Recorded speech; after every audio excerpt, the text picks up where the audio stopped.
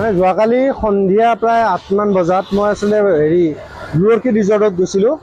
তাতে ভাবিছিলোঁ নৈশ আহাৰটো খাই আহিম, ৰাতি আহাৰটো খাই আহিম। তাৰপিছত মই অৰ্ডাৰ দিলোঁ গাহৰি মাংস 1 প্লেট অৰ্ডাৰ দিলোঁ। গাহৰি মাংসৰ 1 প্লেটৰে 2 পিচ প্ৰথমে খালোঁ মই। তাৰে 1 পিছত এনেকৈ আহৰ নিচিনা কিবা দীঘলীয়া বস্তু এটা ওলাই আহিছিল। মই হাতেৰে টানি বস্তুটো তলত পেলাই দিলোঁ।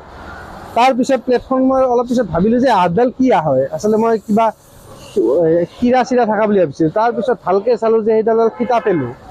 তাৰপিছত গোটেই গাহৰি প্লেটখনত চাবলৈ দিলোঁ, মোৰ লগৰ সতীৰ্থ আছিল ধ্ৰুৱ, সি গোটেই গাহৰি প্লেটখন চাইছে। গোটেই গাহৰি প্লেটত মাংসৰ মাজে মাজে ফিটা পেলোঁ। তাৰপিছত এই সংক্ৰান্তত মই সোণাপুৰ আৰক্ষীক ফোন কৰিলোঁ। আৰক্ষী এটা দল যাই ভিজিট কৰিলে। কিন্তু ধাবাৰ মানুহে কি কৰিলে, অৰ্কিড ৰিজৰ্টৰ মানুহখিনিয়ে যিখিনি মই খাইছিলোঁ সেইখিনি লৈ যায় ড্ৰেইনত পেলাই দিলে, আৰু যিখিনি গাহৰি আছিলে গাহৰিখিনি নি ড্ৰেইনত পেলাই দিছে। তাৰ পৰৱৰ্তী সময়ত মই হেল্থৰ ডাইৰেক্টৰক ফোন কৰিলোঁ, খাদ্য সুৰক্ষা বিভাগৰ মানুহক ফোন কৰিলোঁ, কিন্তু আজি পৰ্যন্ত কোনো ব্যৱস্থা গ্ৰহণ কৰা দেখা নগ'ল। আৰু এটা কথা তেওঁলোকৰ পৰা জানিব পাৰিলোঁ যে সোণাপুৰ বজাৰত যিসমূহ মৰা গাহৰি, 2 দিন পূৰ্বে মৰা গাহৰিসমূহ আনি সোণাপুৰ বজাৰত বিক্ৰী কৰে, আৰু সেইসমূহ ফ্ৰিজিং কৰি ধাবাসমূহত আচলতে কম দামত তেওঁলোকক ছাপ্লাই দিয়া হয়। যাৰ বাবে আচলতে যিসমূহ মাংস আছে, গাহৰি মাংসই হওক বা মুৰ্গীৰ মাংসই হওক, প্ৰায় সময়তে গোন্ধ ওলোৱা পৰিলক্ষিত হয়, আৰু গাহৰিসমূহত ফিটা পেলো ওলোৱা পৰিলক্ষিত। এই ক্ষেত্ৰত খাদ্য সুৰক্ষা বিভাগ বুলি এটা ব্যাগুম বিভাগ আছে।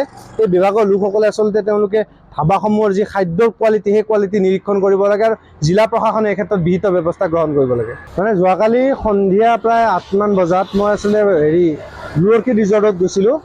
তাতে ভাবিছিলোঁ নৈশ আহাৰটো খাই আহিম, ৰাতি আহাৰটো খাই আহিম।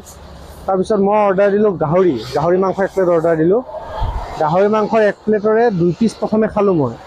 তাৰে 1 পিছত এনেকৈ আহৰ নিচিনা কিবা দীঘলীয়া বস্তু এটা ওলাই আহিছিল। মই হাতেৰে টানি বস্তুটো তলত পেলাই দিলোঁ। তাৰপিছত প্লেটখন মই অলপ পিছত ভাবিলোঁ যে আহডাল কি হয়, আচলতে মই কিবা কিৰা চিৰা থকা বুলি ভাবিছিলোঁ। তাৰপিছত ভালকৈ চালোঁ যে সেইডালৰ ফিটা পেলোঁ।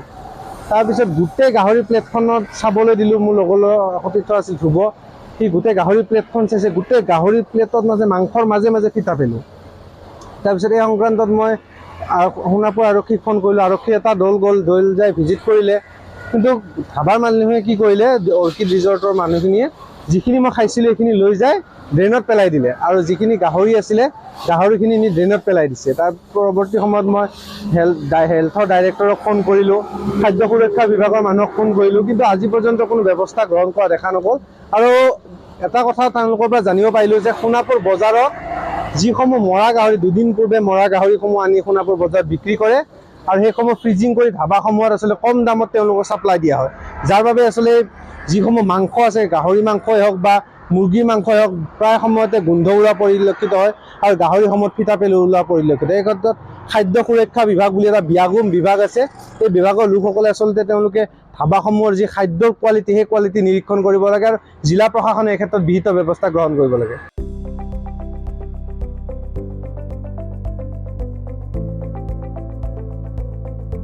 NB নিউজ, সহজ সৰল ভাষাত নৱভাৰতৰ কথা।